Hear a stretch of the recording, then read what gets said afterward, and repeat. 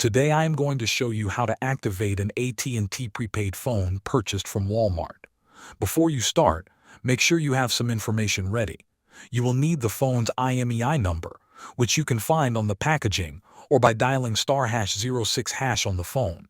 You will also need the SIM card number, which is printed on the SIM card itself. Have a payment method ready for your first month's plan, unless you bought a prepaid plan card at Walmart. Finally, know your service zip code. The first step is to get a compatible phone.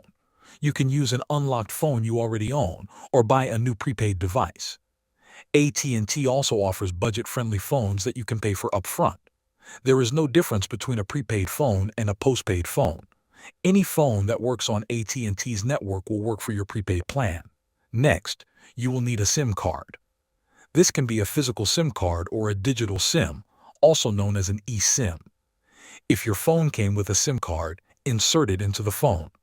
If it didn't, you can get a prepaid SIM card from AT&T or from Walmart when you buy your plan. Once the SIM card is inserted, turn on your phone. Follow the on-screen instructions to start the activation process.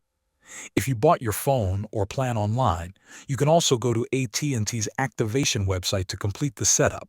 After activation, test your phone by making a call or sending a text message.